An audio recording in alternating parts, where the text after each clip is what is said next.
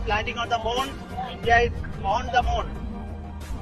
Landing के बाद चंद्रयान-3 ने भेजी चांद की पहली वीडियो और तस्वीर। दिखा चांद के दक्षिणी ध्रुव का ऐसा खौफनाक मंजर। अगले 14 दिनों तक चांद पर घूमते हुए चंद्रयान करने वाला है बड़ा कमाल।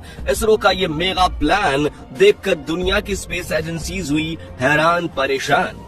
दोस्तों, चांद की कक्षा में पहुंचने से लेकर आज तक इसरो का चंद्रयान-3 रोज लगभग नई तस्वीरें और वीडियो भेज रहा है।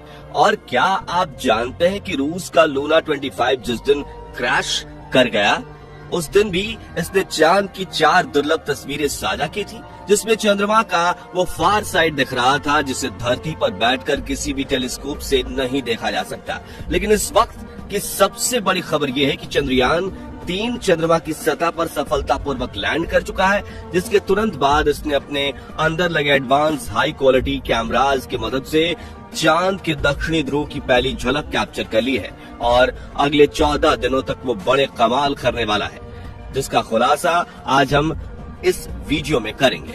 साथ ही आपको दिखाएंगे इस मिशन से जुड़ा वो पहलू जिसे देखकर इसरो के लिए आपकी इज्जत 10 गुना बढ़ जाएगी। तो बने रहिए इस वीडियो के अंत तक। दोस्तों, 14 जुलाई को पृथ्वी से चांद के लिए रवाना हुआ चंद्रयान-3 ने इतिहास तो तब रचा जब उसने 23 अगस्त की शाम चांद के उस साउथ पोल पर लैंडिंग की जहां आज तक दुनिया का कोई देश नहीं पहुंच पाया। चंद्रमा का यह हिस्सा आज भी अपने अंदर अनेक ऐसे रहस्य समेटे हुए हैं, इसलिए दुनिया भर के वैज्ञानिक इसमें काफी रुचि दिखाते हैं। इसी बीच इसरो की तरफ से एक बहुत ही बड़ी गुड न्यूज ये आ रही है कि चांद पर लैंडिंग के बाद चंद्रयान-3 के विक्रम लैंडर की कंडीशन बिल्कुल ठीक है और इसने चंद्रमा पर रिसर्च करने के लिए अपने प्रज्ञान रोवर को चांद की सतह पर खुला छोड़ दिया। एआई रोबोट अगले 14 दिनों तक चांद के बहुत बड़े खुलासे करने वाला है। वहीं विक्रम लैंडर के एडवांस कैमराज ने चांद पर अपनी लैंडिंग साइट की सबसे ताजा तस्वीरें भेजी हैं। इन लेटेस्ट फोटोज में आप सूरज की रोशनी को रिफ्लेक्ट करके चमक रही चांद की खूबसूरत सतह को साफ साफ देख सकते हैं। साथ ही ये भी देख सकते हैं कि चांद की सतह कितनी ज्यादा ऊबड़ खाबड़ है, जिसका ये हाल लंबे समय तक उल्कापिंडों की बारिश की वजह से हुआ है। वहीं लैंडिंग से ठीक पहले विक्रम लैंडर पर लगे लैंडर पोजीशन डिटेक्शन कैमराज ने चांद की कई कमाल की फोटोज खींची थी और इसरो द्वारा शेयर की गई इन तस्वीरों में आपको कुछ नाम लिख के दिखाई दे रहे होंगे, जो कि चंद्रमा पर मौजूद बड़े बड़े इम्पैक्ट क्रेटर्स हैं, जो यहाँ से तो हमें केवल गड्ढों की तरह दिखाई दे रहे हैं। लेकिन चौंकाने वाली बात यह है कि इन्हीं रहस्यमय गड्ढों के नीचे 1-2 किलोग्राम नहीं बल्कि पूरे 10 करोड़ टन पानी मौजूद हो सकता है और कई बेशकीमती खनिजों का भंडार हो सकता है, जिसका रिसर्च करने के लिए विक्रम ने अपने प्रज्ञान रोवर को रवाना कर दिया है। तो चंद्रयान-3 के रिसर्च मिशन के ऑब्जेक्टिव्स क्या हैं और ये अपने रिसर्च के दौरान चांद के किन किन रहस्यों से पर्दा उठाने वाला है, जिससे नासा और रूस को भी जलन होने लगी है, आइए जानते हैं। दोस्तों, विक्रम लैंडर पर कोई टायर नहीं लगे हैं, यानी कि लैंडिंग के बाद अब वो अपनी जगह पर खड़ा होकर चंद्रमा पर रिसर्च करेगा, जिससे ये चांद के पतले वातावरण के अंदर मौजूद प्लाज्मा पार्टिकल्स पर स्टडी करेगा।